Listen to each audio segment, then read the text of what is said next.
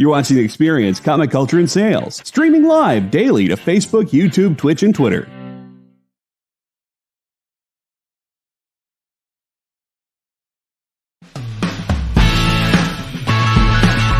Join the party. Head over to our link tree to find all the links for everywhere The Experience is all the time.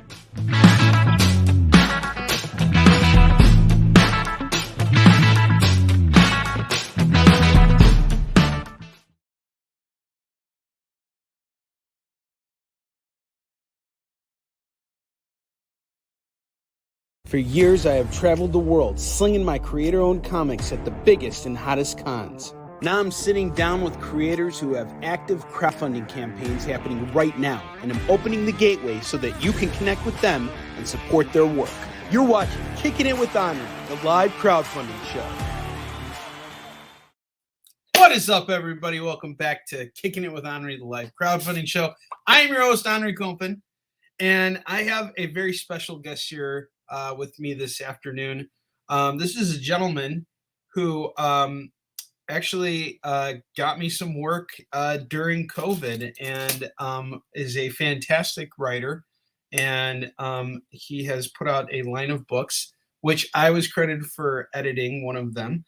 And now he's got a new series, and it's such a pleasure to be able to return the favor by asking him to come on the show. So without further ado, I'd like to welcome D.W. Can into the house.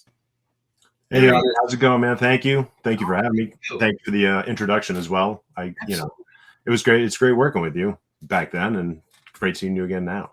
My man, thank you. I appreciate it. It was a pleasure. You know, you're a very talented creator, and you want to tell us a little bit about who you are and what you do? Yeah, sure. My name's D.W. Can, and my company, Darkside Media. We're a small indie company, and we have several titles that we've put out over the last several years, actually. Now we have Lovecraft PI, which is our noir detective fighting cosmic monsters in the 1920s and 30s that Onrie helped us out on in our Curious Case of Reanimator graphic novel. We also have a series, 8-issue limited series called Berserker Solo Island, that we're on issue 5 right now. Issue 6 will launch in August on Kickstarter. And that's all about 1950s. Takes place in the 1950s on an island called Soul Island. And ironically enough, a bat-like virus ends up breaking, causing chaos on the island and starts turning everybody slowly into berserkers. And it was a story that a partner and I had written, screenplay partner and I had written back in the late 90s. And we couldn't sell it as a script. So I don't know, about 10 or so years later, we started turning it into a comic book. So we're only just starting to release everything now because we wanted to get everything finished. Sorry. Yeah, no worries. So we just wanted to get up to, we wanted to get all the 8 issues done before we actually started putting it out on Kickstarter. So that's been actually super helpful with being able to turn things out a little bit faster. And then we have a new series, Zadar the Savage. We're on issue 2 right now, which is currently on Kickstarter for the next 30 or 26 more days. And that's kind of falls in line with the Tarzan and Conan the Barbarian kind of lore mythos. So, our character is quite savage. So we really kind of push the pulp envelope with all our titles. We need to put the link in for your Kickstarter campaign so folks can come and back it. If you're on my mailing list, then you guys definitely have it. Give me just 1 second here, and I will post the link right here. So, Dave, why don't you tell us a little bit more about Zadar? It seems like you're really into a lot of the pulp stuff that came out before the superhero stuff, before the dawn of the superheroes, like the Doc Savage, all that, the Shadow, all that kind of stuff. So is that kind of what inspired you with your stories? Like, what are your major inspirations? Sorry. Yeah. No worries. I've always been a big fan of pulp noir, pulp comics, detective stories. Was a fan of H.P. Lovecraft growing up as a kid, Edgar Allan Poe, all that stuff. So, for me, it was one of those things when we started. Lovecraft PI was our first title that we started with. And, the pulp world is so enriched with just so much fun stuff that we could do and crossbreed and create into like either horror genres, or like with Zadar, we've got the kind of jungle motif going on there in the first issue, and then we kind of bridge it out and expand more into almost like a James Bond-esque type of character, meets Indiana Jones for the second book. Because for us it's, particularly with Zadar, we just didn't want to, there's a lot of Tarzan, jungle lore books from, all different types of names and so on and so forth. So for us, to stand apart, we kind of wanted to take the character and not just solely have him always hanging out in the jungle. So, the second issue, he kind of is on the hunt for the man who killed his wife, and brings him to Cairo in 1917. So we try to keep everything somewhat historically accurate to a degree. So there's a lot of stuff in there that, is pretty spot on, as well as we also try to maintain, even within the story itself, different conflicts that might be happening around the world, so that our characters, a little more entrenched in there, kind of like the old Flashman series back in the day. I see. So, going into that, the whole research, because, we're 1917, that's like, right in the meat of World War I.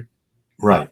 So, and I'm not sure that was Lawrence of Arabia. He was in Africa around that time. Yeah, right? right, exactly. Yeah, so for us, like The Man Who Would Be King, like that movie with Sean Connery, Michael Caine. I mean, we really kind of wanted to have that nice, the white suit and that type of aspect of him with his character, a very different vibe and feel. Particularly even in the second book, because we open on a pretty savage opening with him still in Africa, trying to get some intel on where this gentleman Schneider, who he's after.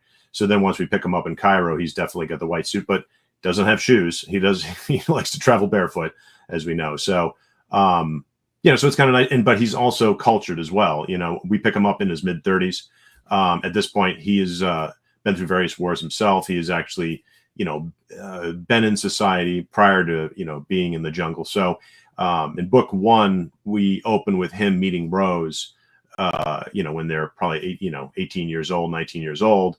And then we just instantly jump ahead till like they're in their, mid-30s and have already have an establishment and so on and so forth. So for us, the other thing we also wanted to do with Zadar is, he's aware of his own mythos. He's aware of his own, popularity. So, he's kind of, like the first celebrity. So we really kind of wanted to build up on that as well. And he also has, he's a lord. So he also has a lot of clout and friends in high places and so on and so forth. We have a lot of backstory with his family that's going to be coming up in future issues. So we wanted to make him a very well-rounded character, that's also very worldly and very knowledgeable, but also is, just honestly just wants to just kind of be left alone in his world and not be poked as he is by the end of the first issue. So, in terms of Kickstarter right now, it looks like you guys have funded. How are you feeling about everything? Like, because it's always what I'm learning about Kickstarter. It's like first 3 days are where you make like the first third of your money, right? And you got this huge middle zone, and then that's where you hit that dead zone, right? And that's where you're making the second third. And then the final third happens in the last bit of your campaign. Right. So how are you dealing with this right now? And I got an email from you very recently that, you had something kind of cool and exclusive. Can you tell us a little bit about what you got going on right now? Yeah, sure. So I've been doing Kickstarter now for, I don't know, since it pretty much began over 10 years ago. And, I've had some successes and failures. And I've learned a lot along the way, met a lot of, fellow Kickstarter folks. So that's been great because it's helped me kind of, step through the minefield that is crowdfunding and like what to do, what not to do, how to try certain things. And, even during the campaign, you're always, the one thing that people can't, I don't know if they got to understand that, like, even when you launch, you still, whatever days that you have, whether it's 10, 20, 30, whatever, you have to, every day you got to put out something, to entice somebody to come and, pledge and, get a reward and help you out. So that's probably the most daunting task, because it's not even just kind of just dropping stuff online. It's also figuring right strategies, what works for you, what doesn't work for you. For me, like Twitter doesn't really work for me at all, but Instagram does, and Facebook is starting to do it a little bit more. And what's great with Kickstarter is they also have internal analytics that kind of guide you along the way. So I really try to utilize all that type of stuff. So, to answer your question, with this campaign, we went back and we overhauled. We've done 10 or 15 or whatever campaigns, and so we went back and we gave it a facelift. We wanted to kind of freshen up and give us a new look from everybody else. So, our goal was $500, and that's not what the book costs to make, obviously, as you well know. But for us, it's all about the stretch goals. And, I don't know, a few years ago, once postage started really kind of going through the roof, particularly overseas, it was, I didn't want to just keep kind of, piling on stuff so people are just spending more and more money. I wanted to also give them a benefit of it too, of whatever they're pledging and whatever their reward is that they want. So I'm a big fan of stretch goals, especially ones that you can flat put in the the mailer and it doesn't cost you any extra packaging or shipping. And if it does, you just build that all in. But the idea for us is to put out stretch goals because it builds up we have a huge treasure trove of different graphics and that type of stuff that we do in marketing. So we always try to, make sure that the fans have a little bit more than what they're just, putting it down for rewards. So for us, that's kind of like, I love doing the stretch goals because I'd much rather be doing that than having to raise $10,000, $15,000, $20,000 and then just struggle the whole time and then maybe just fall short before you get to the end. Because I did that on one of my first ones. Uh-huh. It was brutal. It was. I got to tell you, I've done 2 Kickstarter campaigns. I'm about to go back and do 2 more. Mm-hmm. They're always brutal. But yeah, no, absolutely. The question is, though, when you set a goal like what you've done, mm-hmm. There's because I've considered that. You put a goal of $500, so that way you're going to fund. Everything's going to go through, and then you can really focus on unlocking stuff and kind of changing the formula of what you can do with Kickstarter rather than focusing on reaching this threshold and raising $10,000, which is the actual amount of money you need. Start off with something simple that you can get. Mm-hmm. So I totally get that. And I'm not saying one strategy is better or worse than another, but do you find that there are challenges when you raise that goal immediately and then have to kind of keep going with those stretch goals?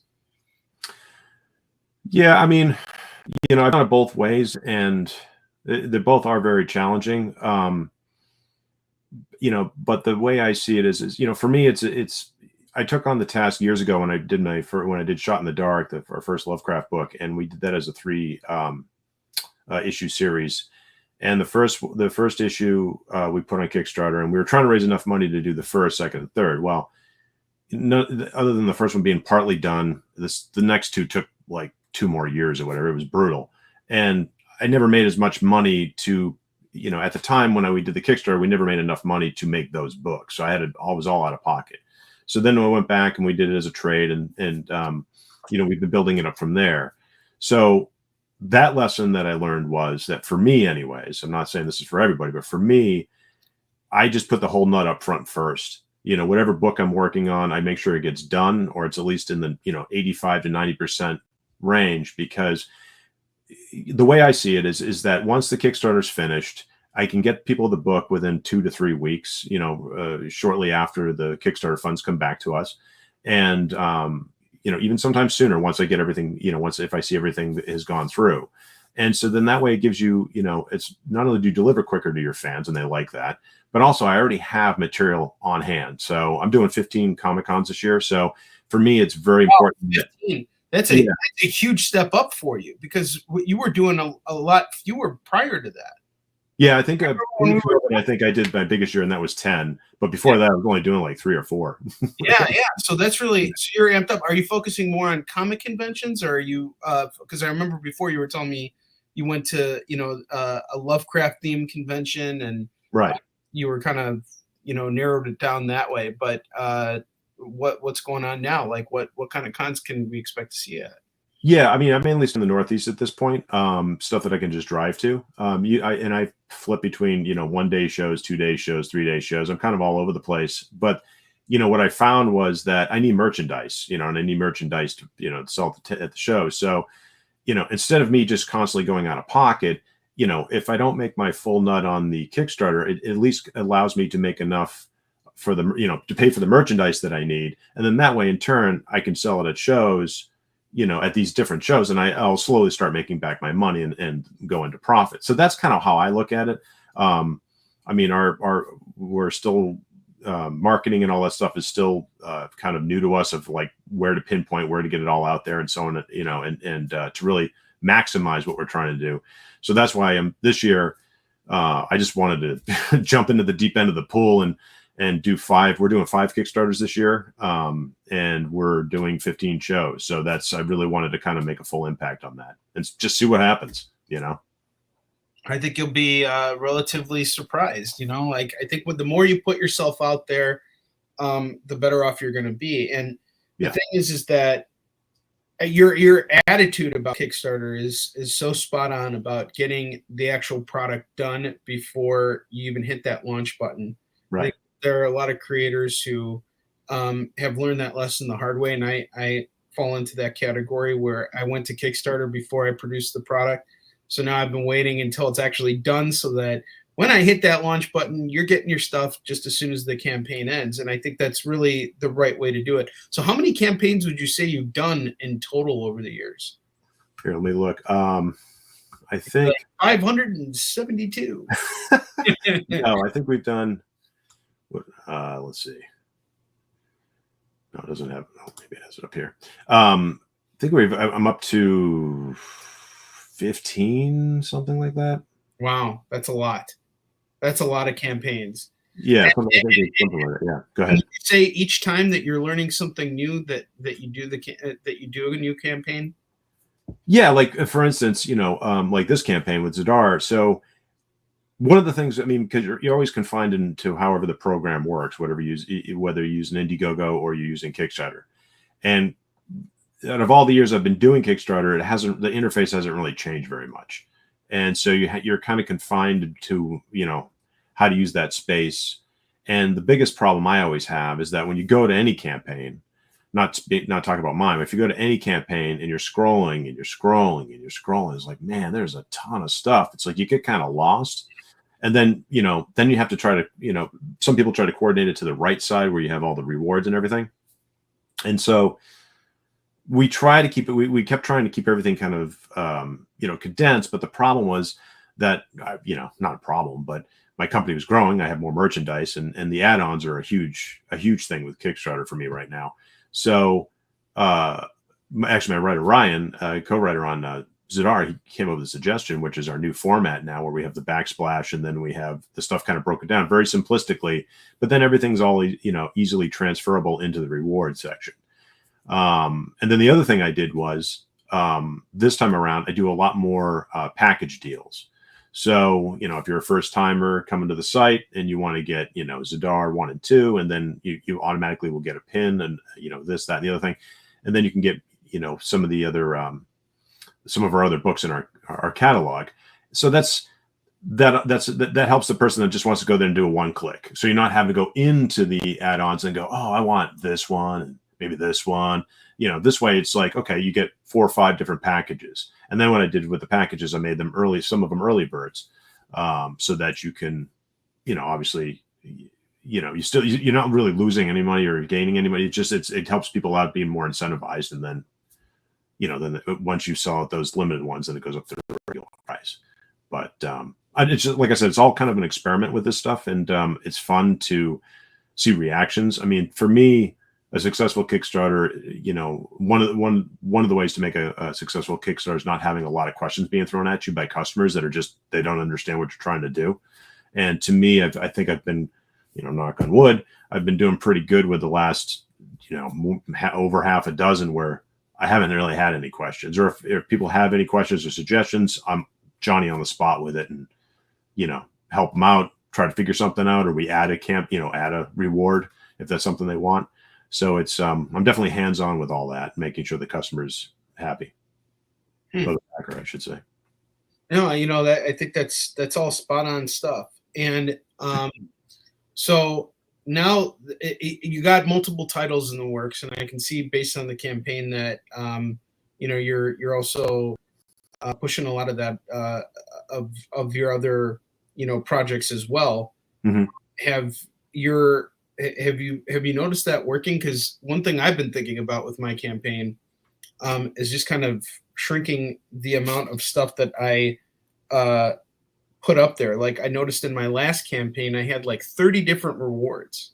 Right. And it was just, and a lot of the stuff I was adding on as I was going, because I realized like, hey, maybe some of my backers would want this. So I just came up with an idea and I was like, all right, cool, I'm going to throw that up there. Mm-hmm. But, now that when I look back on it, I'm like, I may have been taking attention away from, the main thing that I was trying to fund.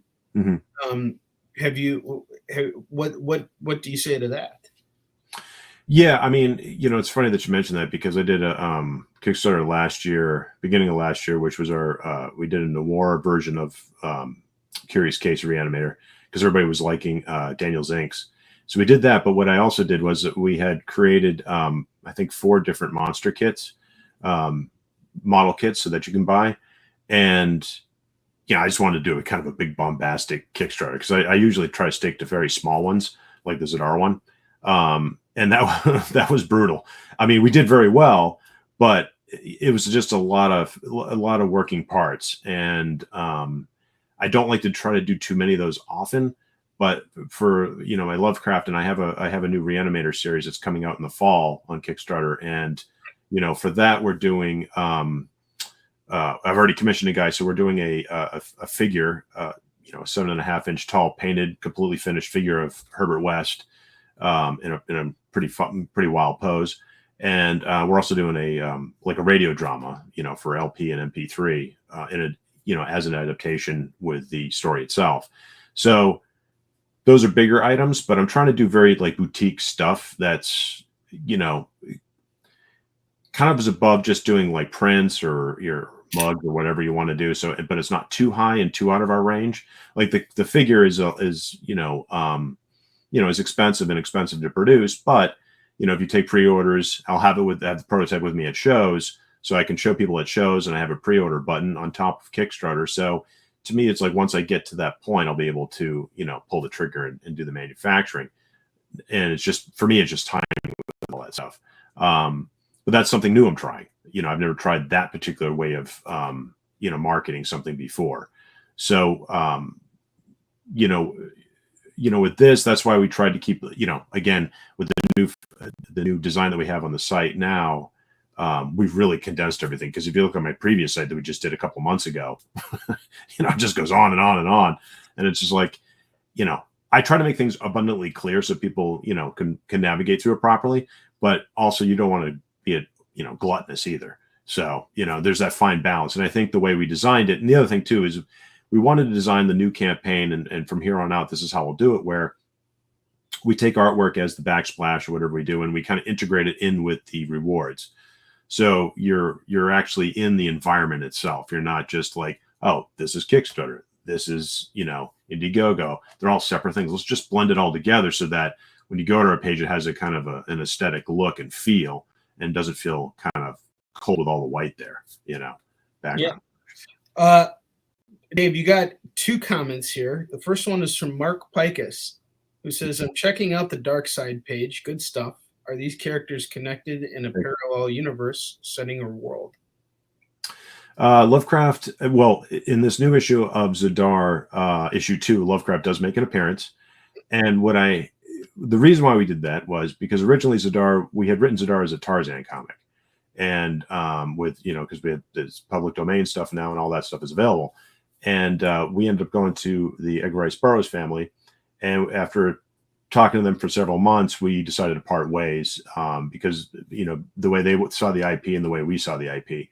So, it was fine. We did our own thing, which actually was better for us in the long run, because you know how things work with copyright. So if one character's, that you have a copyright for is in another character's copyright IP, then there's all that type of, shenanigans you got to kind of deal with. So for me, we always wanted to put Lovecraft in Zadar, because we feel that he works within the same confines of the universe. Because if you read early Tarzan books, Tarzan's running around to the lost worlds fighting dinosaurs and stuff and little men. So, Ant-Men. So we figured, oh, well, Lovecraft and Lovecraft was a big fan of ERB back in the day. And they kind of like, not necessarily knowingly borrowed each other's work, but definitely you could see there's a lot of similarities.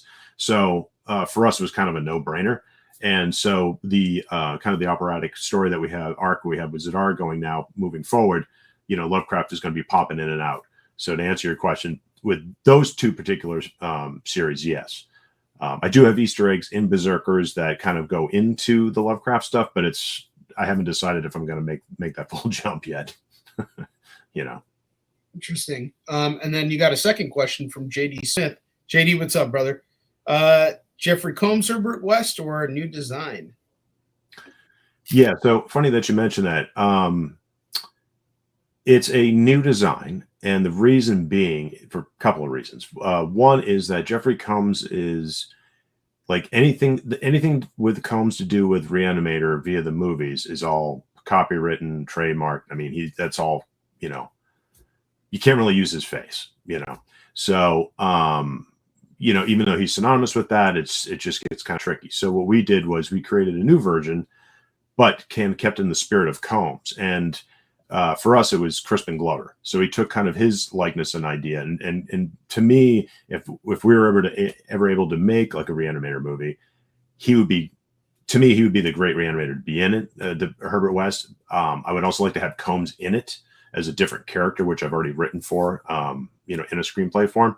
But to me, it would be kind of fun just to have Crispin Glover because he's just out there, and to see him as kind of taking that character on, especially the way I've redesigned the Herbert West character, where he's much more into, splicing, reptilian DNA, different types of animal DNA, creating hybrids, as opposed to just reanimating the dead. So I wanted to make sure that if I was going to make that distinction, I would do it from head to toe, literally.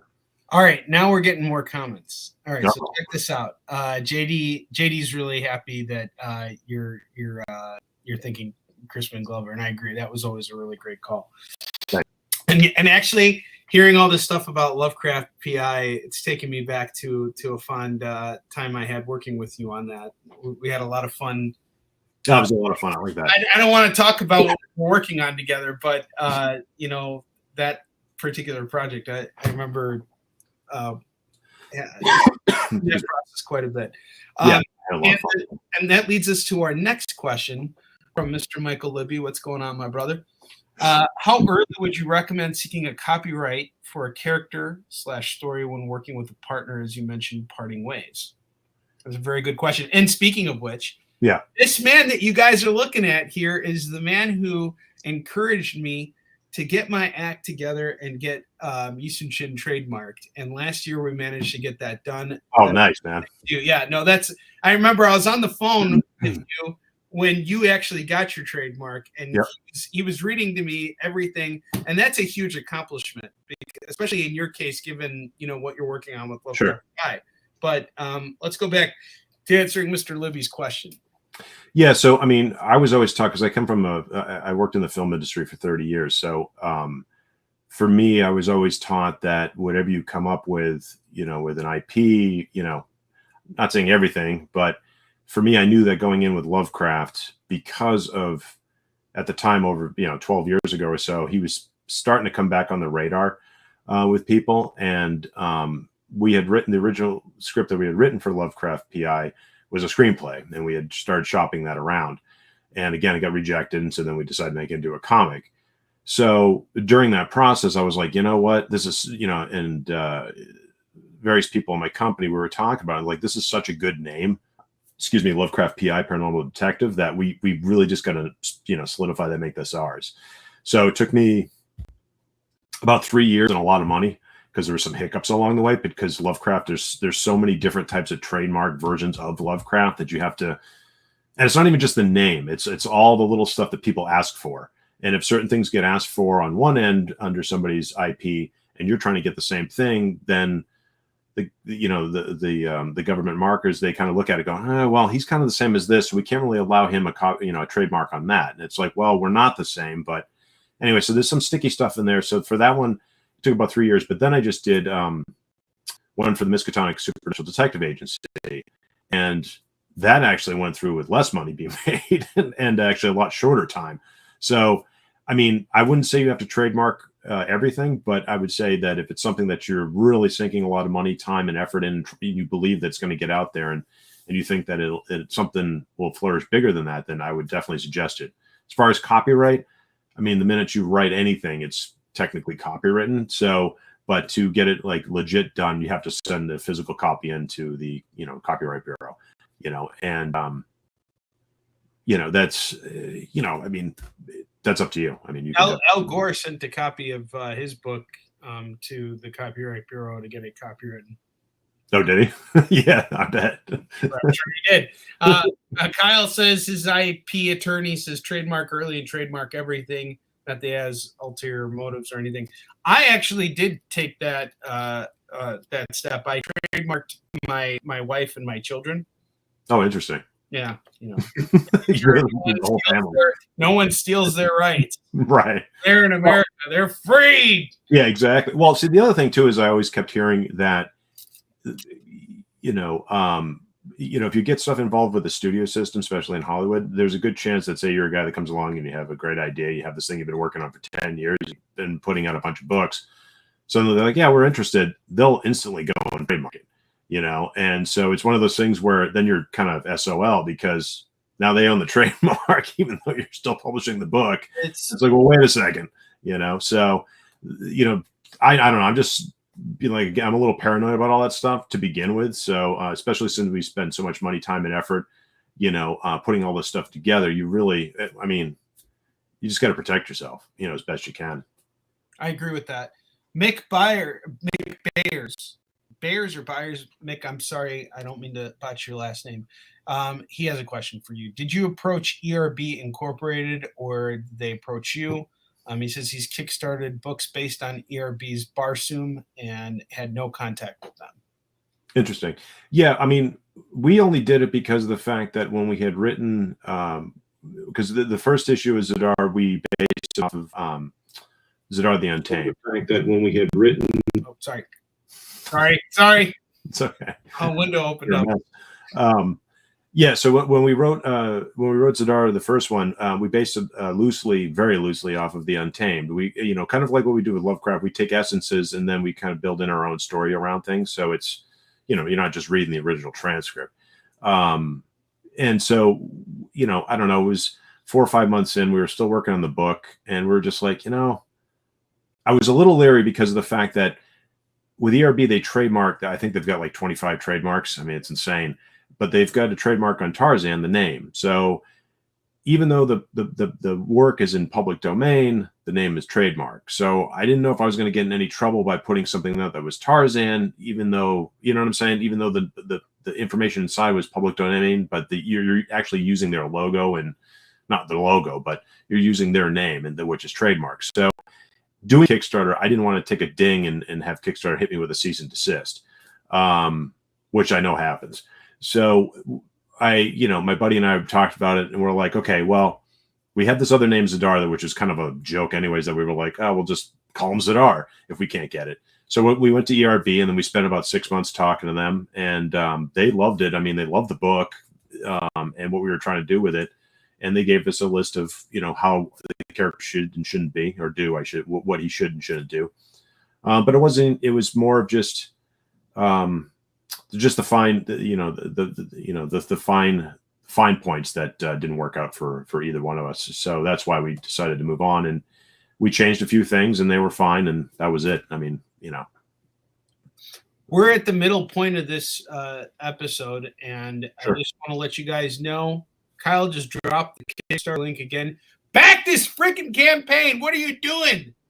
You should stop listening to what we're saying and go back the campaign. Check out the link. Click on it. Throw this man some money. I get a stretch goal sitting in the wings, waiting to go as soon as we hit $1,500. Exactly. There you go. He's gonna include. What are you gonna include if they do it right now? Anything we can throw in there? We'll give you a fork, a plastic fork that's wrapped in more plastic. Look at that. There you go. Save the plastic. Playing the environment one meal at a time. Back this campaign. So what's your next actual convention that you're going to be at? Actually, I got 3 in a row. I've got Plastic City, which is a one-day show up in Fitchburg, Mass, and then I have I think it's their first con out in Springfield, Mass, because I think they were trying to do one during right before COVID, of course, and that kiboshed it. So they've got a new one coming up. Their first conventions the third week of July, and then I'm doing Terrificon down in Connecticut. Yeah, it's a great show. Yeah, it's a good one. I've done that. You did it once or twice before, so it's just a fun big show to do in the middle of July. So. Absolutely, yeah. I've been meaning to get out there. I should look into it. Jake says he doesn't know about the fork. It doesn't come with a spoon. What do you need a spoon for? You can turn a fork into a spoon. All you got to do is have a little lighter, and you just melt it together, and there you go. Yeah, there you go. Don't smell it while it's burning. Everything will be fine. You'll only shave 7 minutes off your life. That's it. Yeah, that's it. All right. So what are some of your big inspirations when it comes to comics, specifically comics? What do you read? What inspired you to get into this field in particular, especially going from film? Yeah, I mean, I read a lot of comics growing up as a kid. I still have most of my collection. I kind of stopped back in the early '90s when I was in college. I was reading a lot of indie comics at the time, which I turned to. And then other than that, every once in a while I'll pick a graphic novel and read one here and there. But for me, it was once I started seeing all the independent comics coming out in the early '90s. Dan Brereton with the Nocturnals, which is probably one of my favorite series. That just blew me away. That just one guy just came up with this whole book on his own.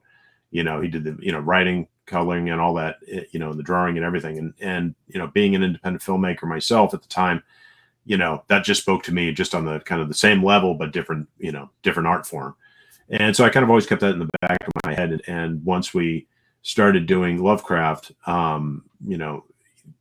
his kind of stuff, because he was also starting to do Kickstarters as well at the time. So he was kind of like my, not that he knew this, but he was kind of like my role model to kind of mirror after, just follow him along to see how he kind of approaches it. Because obviously he's a much bigger name and he's been out there a lot longer, but that's how you learn from. So, yeah, I'd say he's probably one of the biggest inspirations for, once I got into it, just seeing all the different facets that you can utilize with it. This is weird. No, it's not for Clementine. Clementine's actually That's the Kickstarter homepage, Onrie. For whatever reason, the Kickstarter shortened link is not redirecting directly to Dan's Kickstarter. So, Edward, what's up, man? Good to see you. We got DW Can in the house. He's got an active crowdfunding campaign right now for his series. Yeah, so it's not Clementine. It's not Clementine. No, like I said, that's the Kickstarter homepage. Search for Zadar on Kickstarter, and I will get the correct link up momentarily. Zadar. And I have actually worked for this gentleman here, and he was a pleasure to work with and work for. And yeah, he's got a new project in the works right now. So Edward is a real big fan of independent books, and he's also a big horror fan. So I think that feel free to give us your 15-second pitch. We're at a convention floor. And someone's asking about Zadar. What are you going to tell them?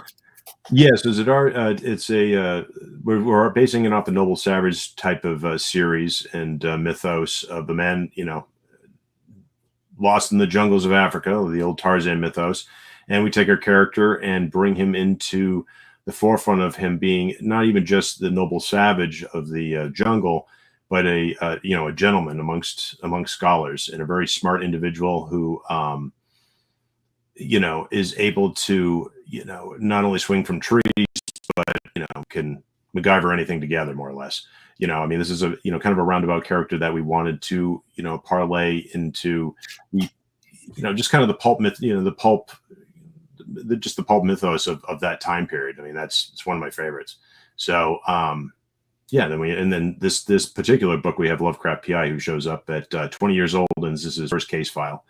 So it's kind of fun to see him as the smartass, private dick showing up to to deal with a guy that's fresh out of the jungle, being there for 20 years. There you go. All right. So here's something I want to ask you now. So we're talking about, let's go back to the financial breakdown of everything. Mm-hmm. So what we know, you met your goal, but what's the real goal here? Like what are you hoping to raise, and how could we help you as a community to achieve that goal?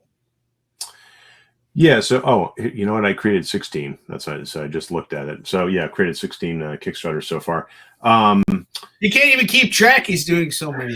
I know, right? Yeah. I mean, for us, I would love to be able to at least make back what we did for putting into it.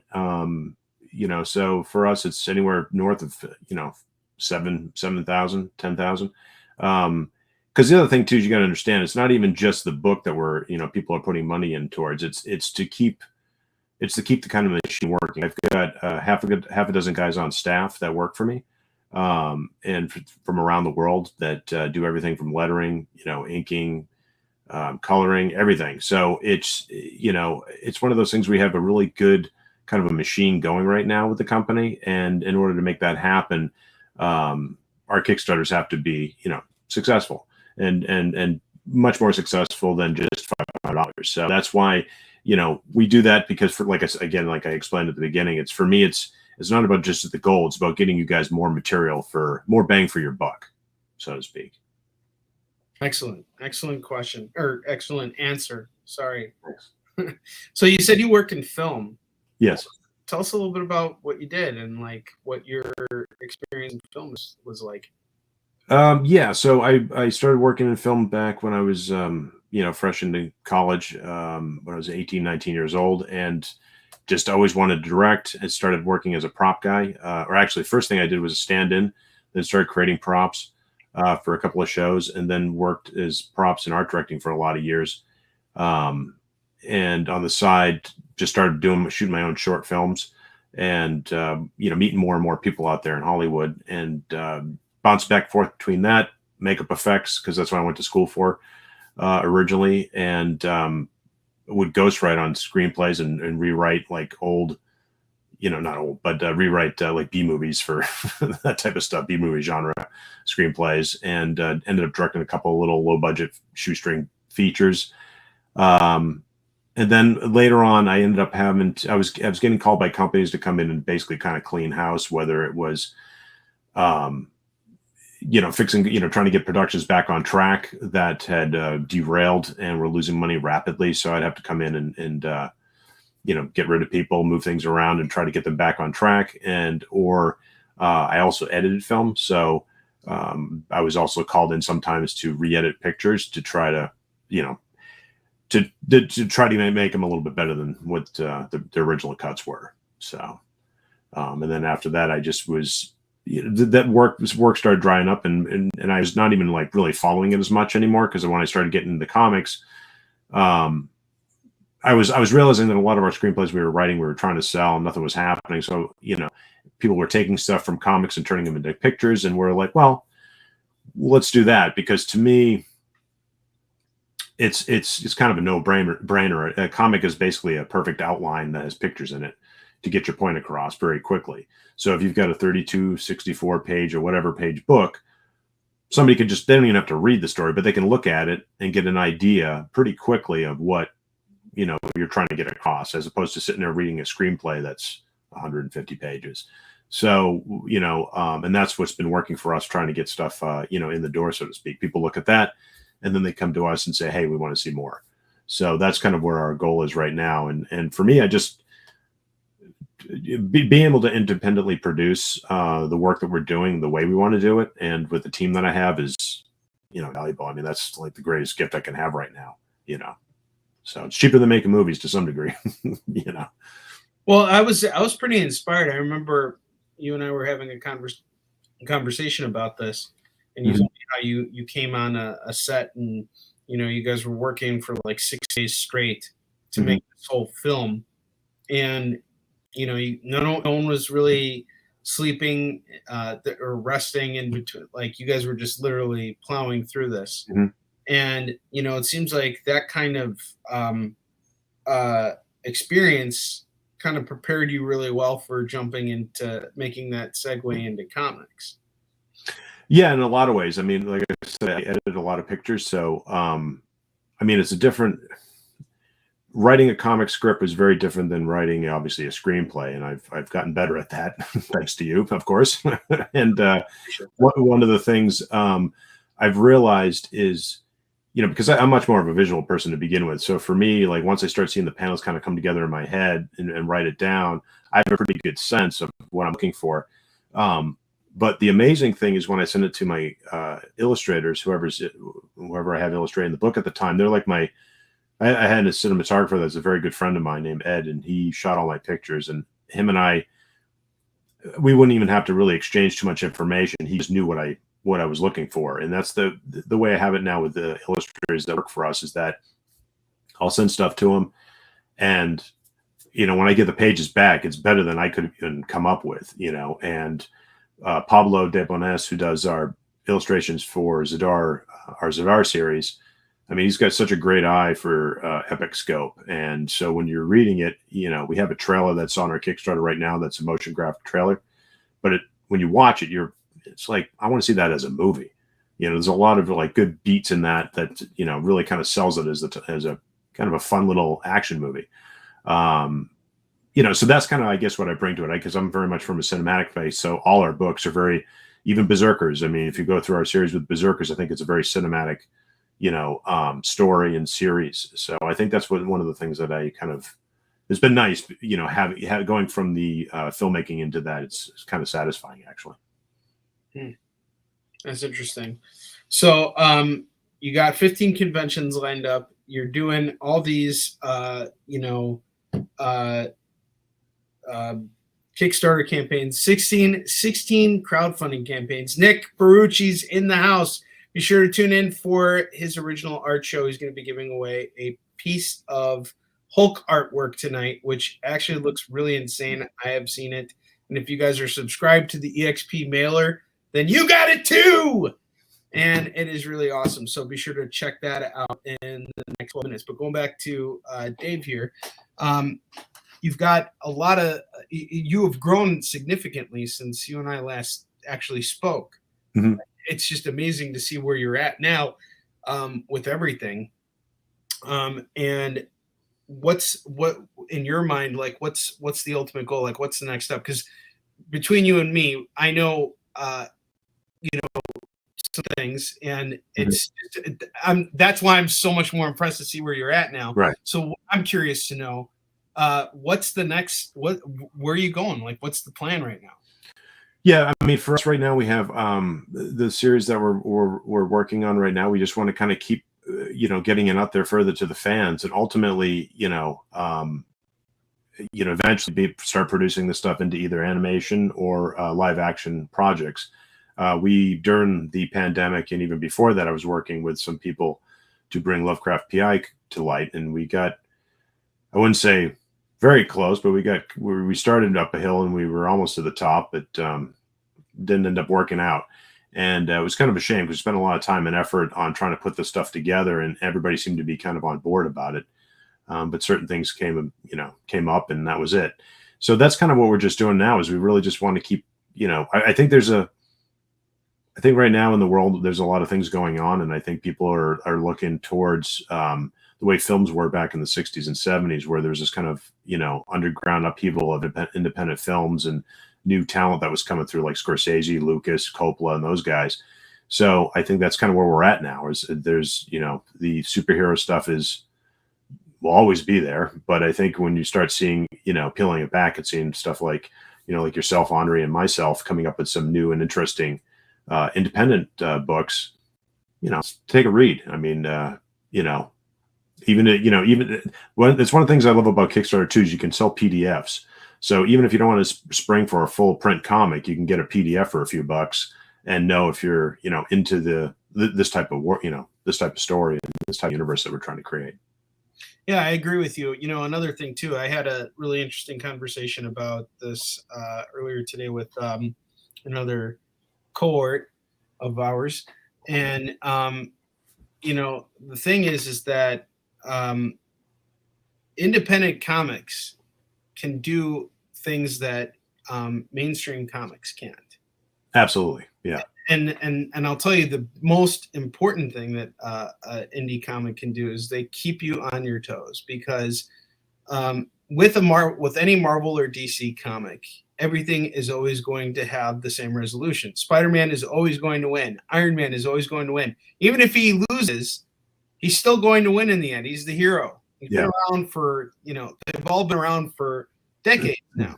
Now, that's not to take away from what makes them wonderful, but even if you kill them, they come back. I mean, Wolverine died and he's back, Right. Doctor Strange is dead. He'll be back soon. We've come to understand that this is just the way things are in the Marvel and DC universe. That is not in any way, shape, or form saying that these stories are bad or that they shouldn't exist. If anything, it's good that they're having so much success, because it's getting everybody else to kind of look around and and pay attention to what the independent comics are doing. And what's great about indie stuff is that you can have a character and do whatever the heck you want with it. You don't have to apologize for it either. There's something so much more organic coming out of independent comics right now than and I see it even on the TV shows. I'm not a fan of any of the Marvel or the Star Wars. And I know you're a big Star Wars fan. So not Disney Star Wars, but old school Star Wars. Give me old school Star Wars. I'm down. I liked the 6 movies. I'm a big fan of those. I never got into the expanded universe or the Clone Wars stuff, but heard nothing but great things and have sold a lot of it. All that kind of stuff. But these new shows, they're so formulaic. I mean, like everything. It always starts out, the first 2 episodes are great. Then the middle episodes don't know what they want to be. And then they try and wrap everything up in the last 2 episodes. It's like a really twisted Kickstarter campaign. Right. And in the meantime, all the speculators are like, yeah, my copy of this Marvel 25 is now worth $6 instead of $4. Now's the time to sell. Right. Well, and it's funny that you mentioned that, because I don't want to get too into the weeds with this because we don't have much time. But when I was dealing with the producers, that I was working with for Lovecraft PI, a lot of that type of stuff came up because there was a lot of landmines that I had to, which I know full well how this stuff works because I've been, like I said, been in the industry for a while. But just in the last few years, the amount of just list of things that they wanted to change, insert, add, whatever. I was just like, that was one of the reasons why I walked away, because, if you want to do that, all the power to you, but that's your project. My project's different. My project's my project. Just give me the money and I will walk you through whatever you want. And someone asked me that, like, what if Michael Bay was to direct a Yisun Shin movie? I'd be like, show me the money. Michael Bay is going to take on the work. He's going to direct the movie. I'm going to get my royalty. I don't care. He's going to make that movie something that people go into the theater and see. It might be the biggest piece of crap out there, but who cares? The money's there. Right. And if you don't want me involved, then that's fine. There's a reason why they pay royalties. And most of the time they don't want the creators involved. They want us as far removed as possible. I think in your case, though, it's a little bit different because you actually have experience working in film and you kind of, the ropes and what needs to go into it in order for the movie to be good. But I have some good news for you. Edward just supported your Kickstarter. He did. You're awesome. So thank you, Edward. Oh, thank you so much, buddy. I appreciate it. Thank you. That's what I love, is when folks can come on this show, guys like Dave on here, and they see the immediate support from you guys. So thank you very much, because that's what crowdfunding is all about, is the interaction with you guys and our guests. We're all about helping creators tread through this really difficult trail of Kickstarter. So you're the man. Edward is a big supporter of indie. And hey, before we go, I wanted to show we have so on our campaign we have pin. We have a pin that we created. That's the our character, James is his first name, Zadar Ravenwood. So we have a pin that we have his, let's see. So we have a, so that's already done. We've got that ready to go. And then we also have, particularly in this book, we have a challenge coin. So we created the challenge coin. That's one side. And then we get the family crest again on the other. So that comes into a big, it's a big clue in the second book. So we always, for us, it's making like fun little props like this that are based off of what's in the book. And that's, small enough that you can ship it again, and something fun for people with cosplay, because it's one of the things I do find is, so a lot of our stuff we sell, some people don't even buy the books. They just love it because it helps them with either cosplay or RPG games. And that's how they apply it. And I think that's just as cool. Well, Dave, I just want to let you know that you got another backer on here as well. I did. Yeah. And it's about to go through because it's me. Oh, and that's exactly how I'm going to end this episode right now. We got 2 minutes left, and you guys stop being a bunch of crybabies. Jump on and back this campaign. Show us your love of independent comics and people who are awesome like Dave Can here. Back the campaign like I just did. He is now that much closer to reaching $1,500 on his campaign thus far. He's still got 26 days to go. And Dave, give us your last words here, like, your goodbyes or whatever. We'll have you back on the show, of course. But I appreciate that. Party. I want to thank you again, Onrie, for having me on. It's been too long since we've even spoken. So thank you. I'm glad this has been fun. And it's 26 days left. Zadar the Savage, and unlike regular over the shelf comics you buy from your bigger stores, this one's pretty bloody. I mean, we went full hog on it. So once we hit 1,500, I have a stretch goal that'll be a lot of fun, and we're going to keep going from there. So I appreciate all the support. Thank you. Excellent. And Dave, thank you again. We're definitely going to have you on. If you have the next time you have a Kickstarter, you just reach out to me, man. We'll do it in August. Awesome. We'll have you back on in August. That's fantastic. All right, guys, be sure to stick around for Nick's original art show. We're giving away free artwork on Nick's show tonight, and this is going to be awesome. And all of you guys have a wonderful weekend. I will be off next week because I got Heroes Con. And if you're one of my regulars, you guys have gotten your invoices. So I'm going to spend next week making sure you got all your comics, making sure everything's going on. But I will be at Scout Comic Con as of tomorrow. So I will see you guys this weekend over on Whatnot. And we're going to have a wonderful time. So I will see you guys later. Have a great weekend. Get the inside scoop on everything happening at the experience every week. Join our mailing list by scanning the QR code at the bottom of the screen and then watching your email inbox.